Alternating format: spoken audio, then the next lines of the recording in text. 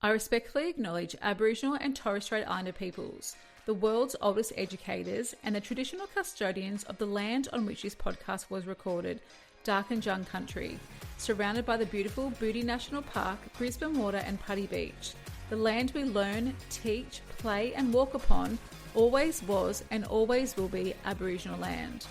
Teaching is one of the most rewarding vocations, yet great teachers are burning out and leaving the classroom in record numbers. Welcome to the PDHPE and CAFS Podcast with your host, Kell.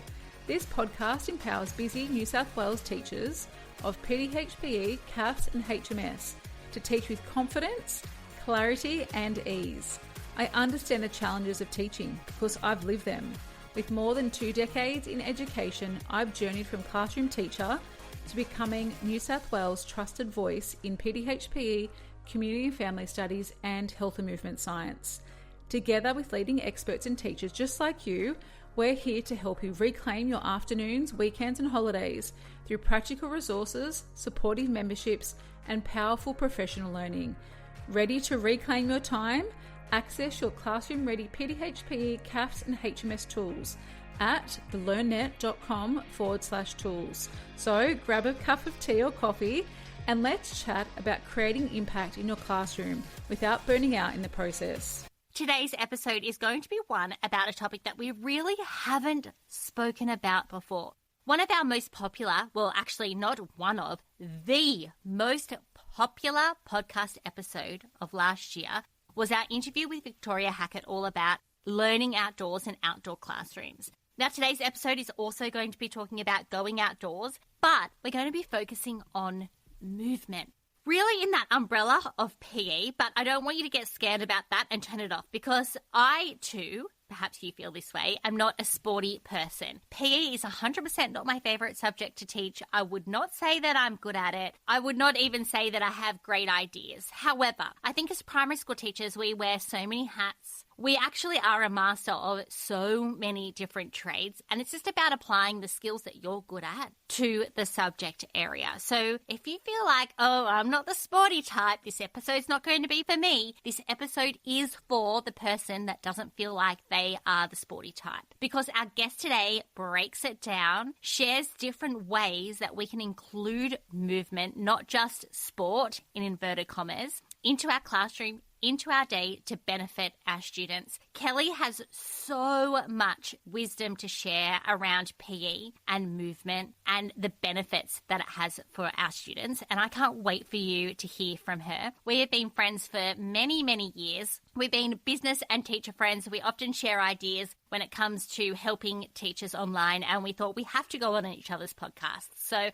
I've just been featured on her podcast and she's coming on ours, and she's got so much to share. So let's stop all of this chatting from me and jump into our interview with Kelly.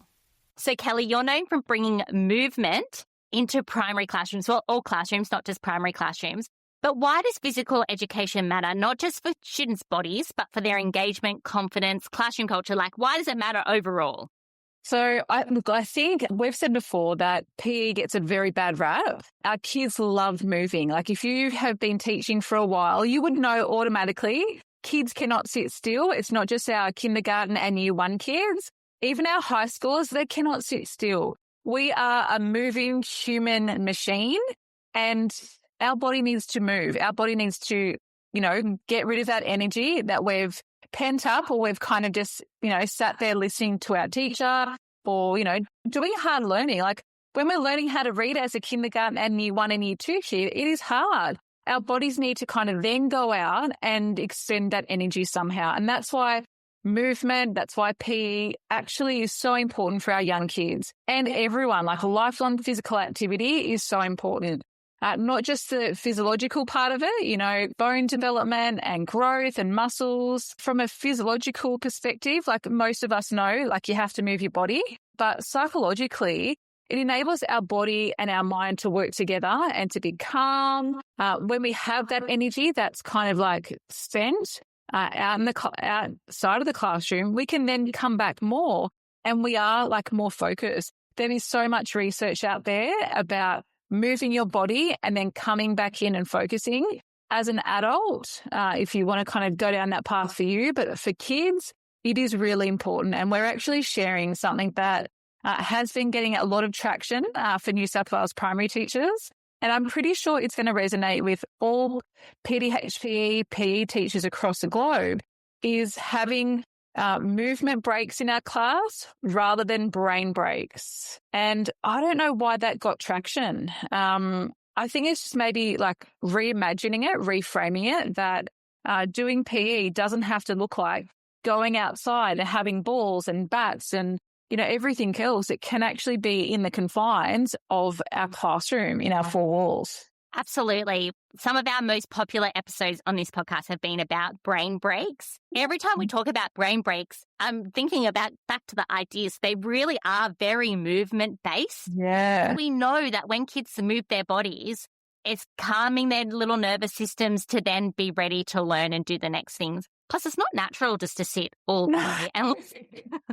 No, definitely not. And I think, if we go back to the way education started, single little desks, everyone in a row, teacher out the front being, the sage on the stage and people just listening, like we know that our kids don't learn like that. We have so many kids who have different needs now.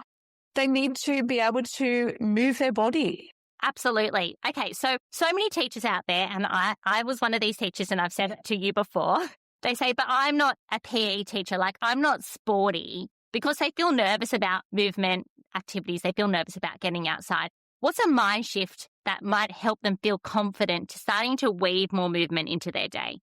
Yeah, and look, we had something that went quite viral last year, and it was just a very simple comment, very simple statement. Sport is not PE and PE is not sport. Sport is organised. Sport has rules.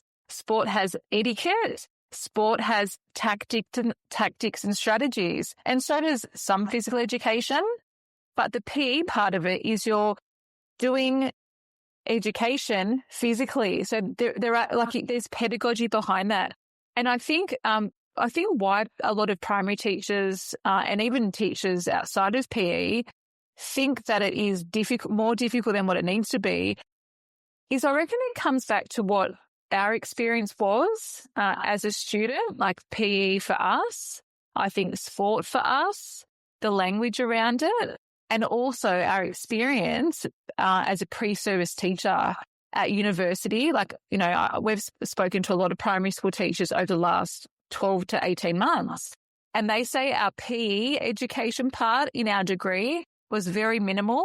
And now we have to teach, up to 2 hours a week of PDHPE or health and physical education in our classrooms. Like, I don't feel equipped to do that. I'm not sporty. I don't love sport. But we're really reframing that as movement. And especially for teachers here in New South Wales, which is who we support, we're looking at that physical education is through movement.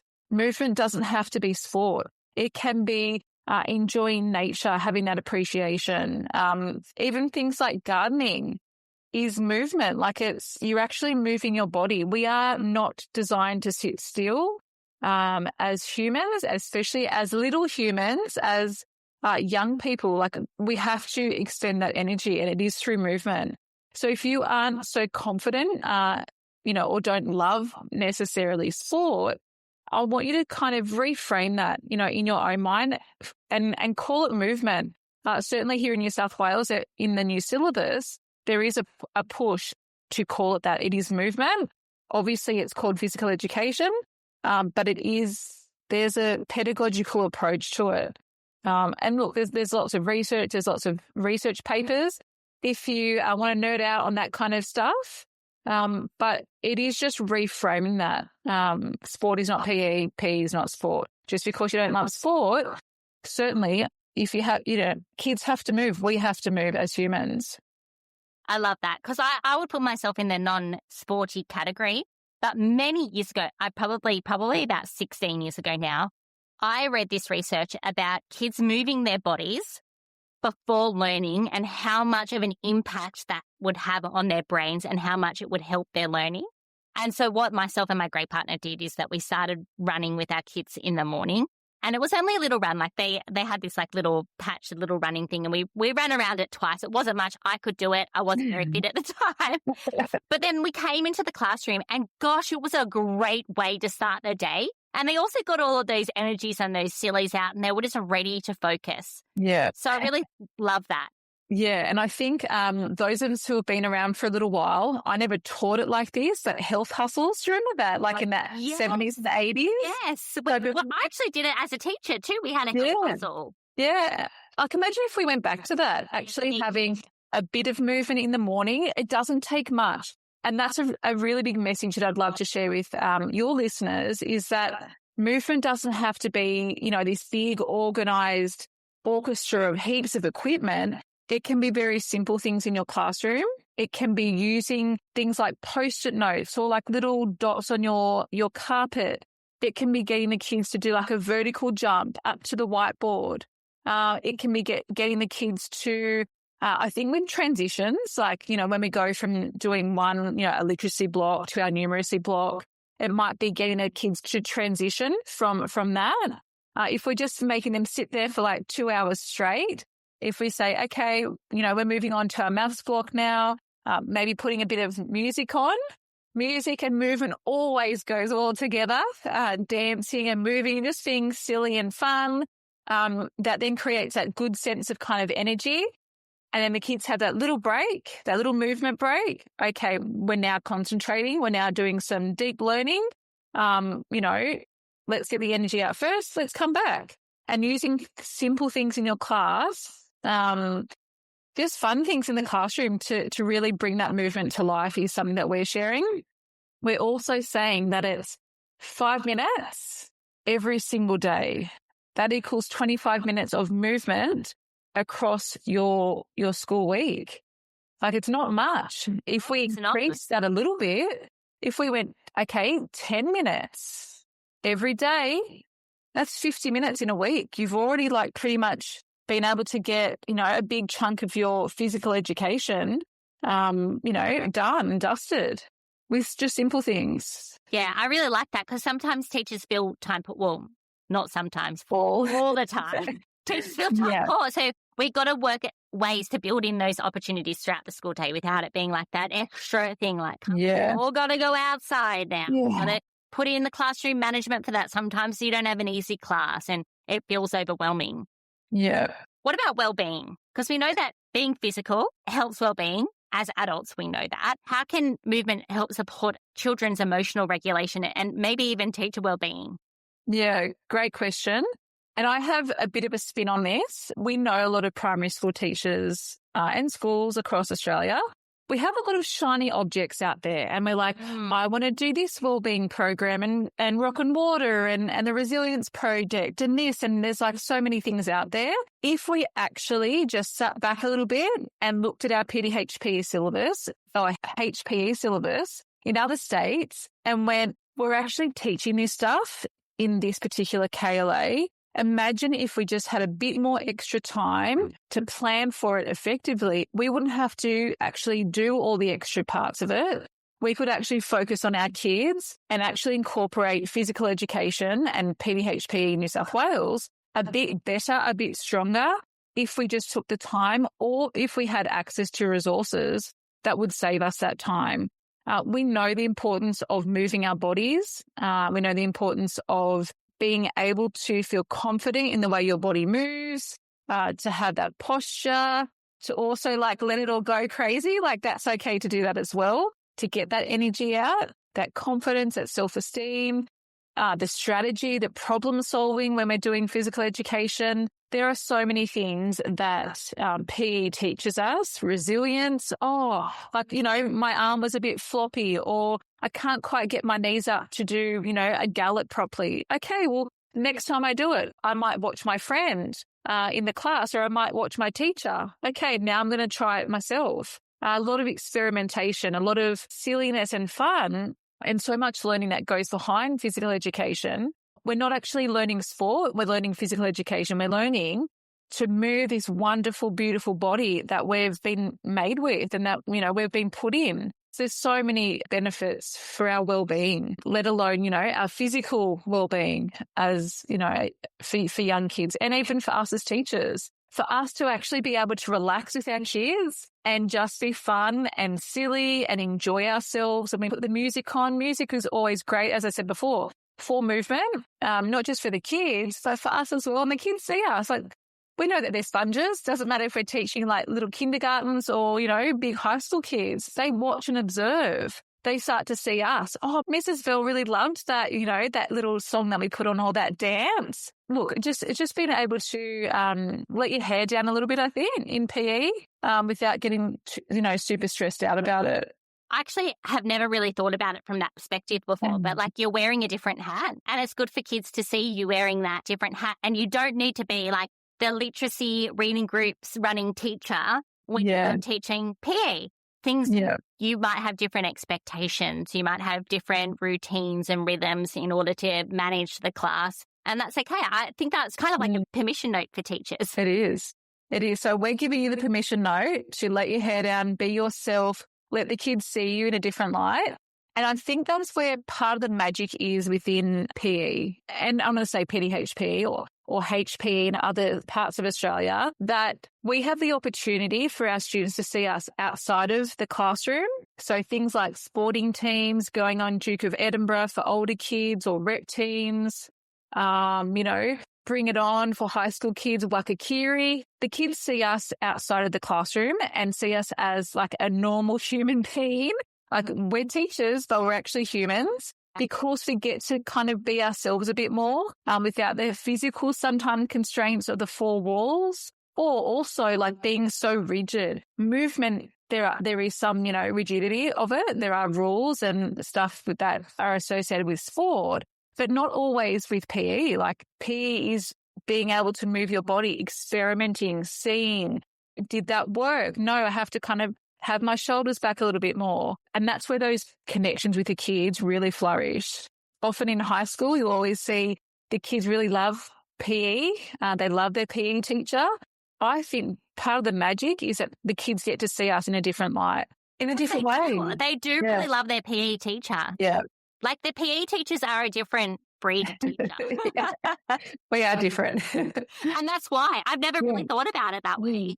Yeah, I think that's part of the magic. And I often, thinking about my own children and students would say to me, oh, we went to camp with, that teacher. I didn't realize she was like this. And I'm like, that's the magic. The kids see you and they build relationships with you outside of the classroom. They get to see you in a different way. They get to see you in your, your polo shirt and your cap or your straw hat and your whistle. And they see you a bit more relaxed because you're not in your, your classroom teacher clothes, your beautiful dress or, your button-up shirt.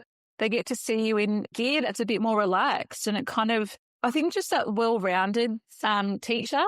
Yeah, and I don't know, like, your students love PE probably more than any of the other things that you're teaching them. Yeah, they do. Watch and listen, they love it. They absolutely love it. And they would probably like to spend more of their day doing PE than what they're doing. There are some kids in your classroom that live for those movement breaks. They live for going outside and playing a game, or they live for going outside and practicing some skills. We were talking earlier on about PE not being a reward. A lot of things that we hear teachers say, and even going back to my own experiences and friends, and I've got lots of family members who are teachers as well, especially primary teachers.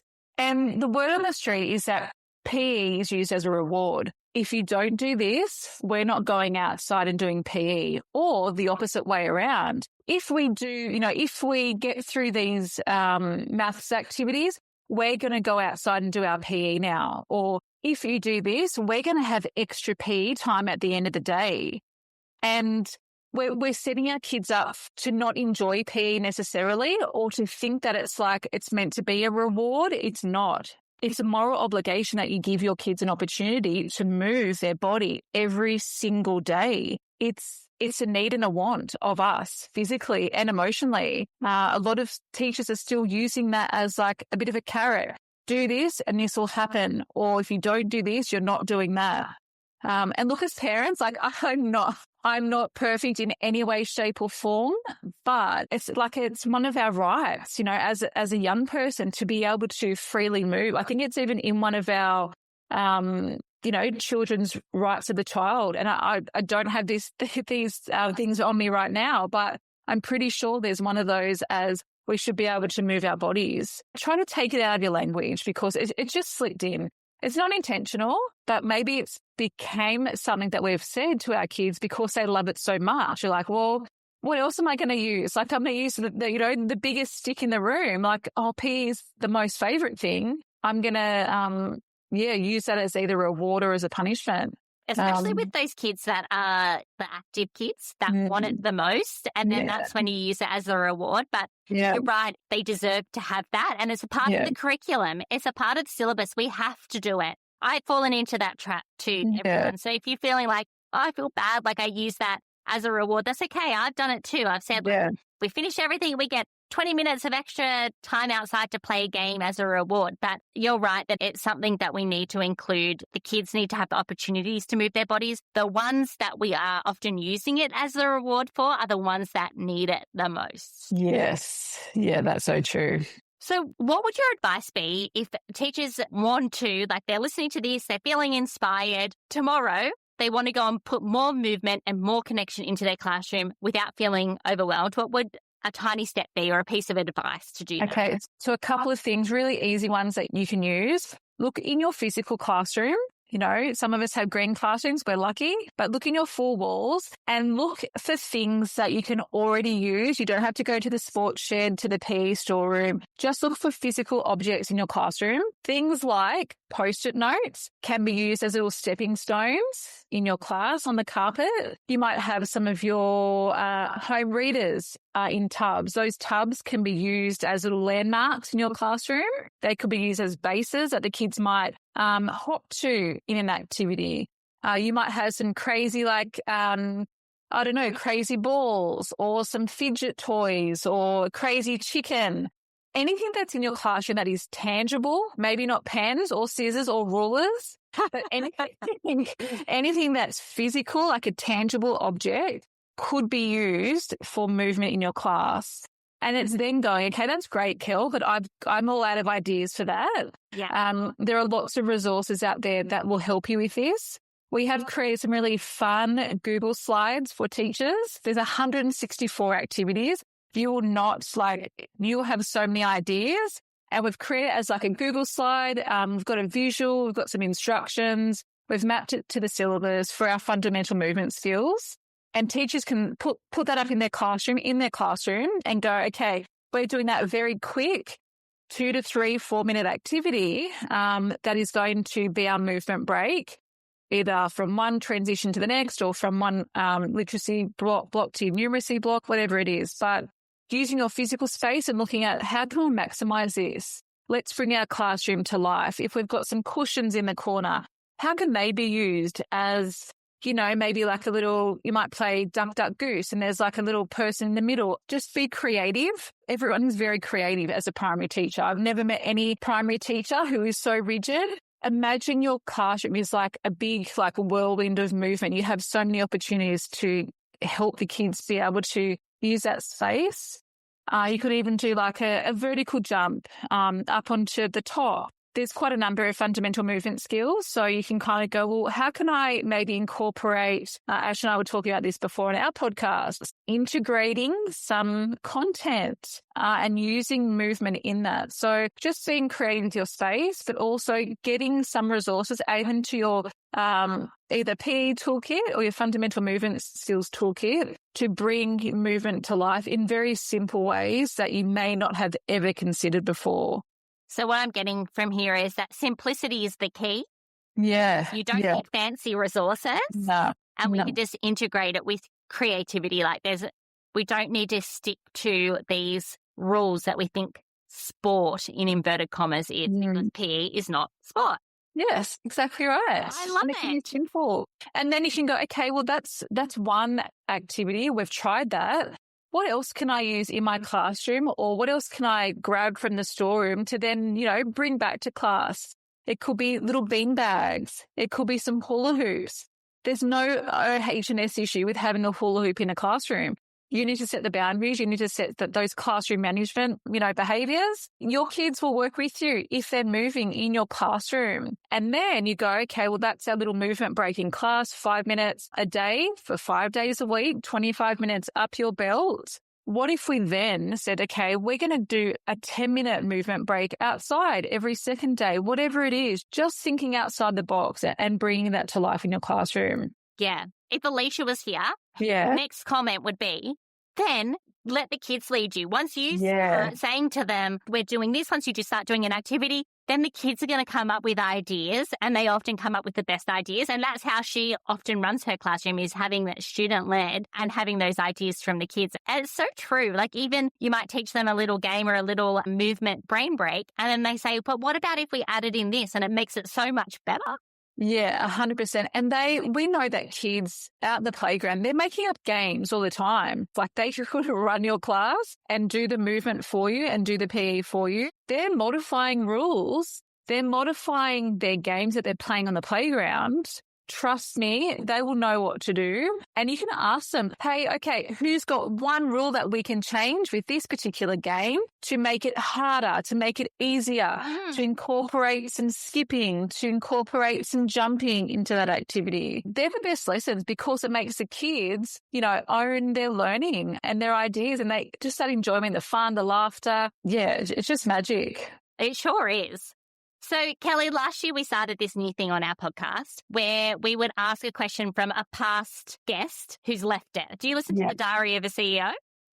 Sometimes. He does this too, but his podcasts are really long, you guys, sometimes 3 hours. So you've got to get to the 3 hours to get to the end of it. But the question that's been left for you, and I think is the perfect one to tie in what we've been talking about today, is what is your favorite thing to do when you're not teaching? Oh, well, have a guess. Play sport. So I am a netball diehard. I've been playing for 38 years, Ash. Wow. Yes, a long time. I fell in love with netball. We used to call it Joey's. I was 7. I was in year 1. We would play it at school, after school. And then, the next year we were lucky enough to go and then play on the grass. So we played netball on grass. Imagine that in winter. Playing with we had a white skirt for our netball uniform and a green polo shirt. You could imagine my poor mum washing that netball skirt for years and years. So I love netball. I'm still not too bad. Anyway, a whole nother story about netball. I've played pretty much most ball sports, but touch football is probably my second favorite. And 5 years ago, I discovered weight training at the gym. I don't know, my body has really loved that. Although running's still one of those things I absolutely love. We lived in Sydney a long time ago, or 8 years ago, and we were backing onto the M7. So we had kilometres and kilometres of path to run. So I used to run a lot then. But I'm training as a busy businesswoman and doing all the things, training for a marathon this year. Oh, wow. Yes. I have not really done a whole heap of training. My dad's 70 this year. My brother's 40 and I'm 45 this year. So we're going to run it together. So that's what I like to do outside of teaching and education. What an amazing goal. Yeah. Run a marathon. I can think of a whole heap of maths ideas that you could create a lesson out of that. Well, I think she's running a marathon. What does she need to work on? How many kilometers a day does she practice? Yeah. A lot of things. And look, because I've been lifting heavy weights at the gym, my body is not in its running era at all. I'm holding a bit of extra muscle, I think. But anyway, look, my head will get me there, but my body, I need to look after my body. Because 42 Ks is a long bloody way. It is a long way. Almost a kilometre for almost every year of your life. Yeah, exactly. It's multiple like that. Yeah, it is. Kelly, before you go, can you tell us where listeners can connect with you and how they can work with you? Because you've got some amazing offers out there for primary school teachers that they probably don't know about. No. Look, you can find us on Instagram, so kellybell.coach. We have lots of free ideas and resources and tips and tricks for primary teachers. just to incorporate a little bit more movement, a little bit more PE. Of course, like the PDH side of things as well. We actually have a fairly new membership that we started last year, supporting New South Wales primary teachers in PDHPE. We have a brand new syllabus. Teachers are, wearing all the hats. So our primary membership is full of resources. Like we are literally like giving them to you on a silver platter, anywhere from scope and sequences, done for you assessment tasks, rubrics, grids, checklists. We have a whole Google slide, like I mentioned, 164 ideas and activities that you can literally pop onto your smartboard or your projector, use in the classroom. It's not just the resources, though. It's actually support to implement PDHPE. So our membership includes the PL that you need after hours, so 2 master classes a term, and then, access to our primary mentor. Lyndall is amazing. She is a primary teacher. So she's taught in busy primary schools across New South Wales. She actually fell into the role of RFFPE at her school. So she's got the best of both worlds. She's primary trained. Now she's just specialising in PE at her school. But she knows what teachers need for primary PE. And it's just new ideas and resources. And you do not have to reinvent the wheel at all. Lyndall has literally done everything. She's also done like Google Slides for PDHP units of work. Like, oh my gosh, what a time saver. Yes. So like I reckon hundreds and weeks and months, and not your holidays, not your, Christmas break. It's all at the click of a button inside our Google Drive for our K-6 primary membership. So you can go to the learnnet.com/primary to check it out. But send me a message on Instagram if you have any questions about how that works. We'll link that in the show notes. We'll also link Kelly's Instagram in the show notes. And also you've got a system set up where if teachers need this or they want it for their classroom, they can actually ask their principals and schools can pay. Is that right? Yeah. So we have school memberships. Teachers shouldn't be spending their own personal financial finances on funding this. So all of it is for your school. Schools are in our membership, and it's just one of those things that you don't have time to do everything. Imagine the time that we could give back to you, and you go, okay, well, we know that literacy and numeracy is pushed so much. We're going to take that time back, from the PE side of things. We've got our good quality resources like that have been tried and tested for a number of years inside the membership. You don't have to second guess it. It's like, yeah, done. Kell and Lyndall, all of it's ready for you.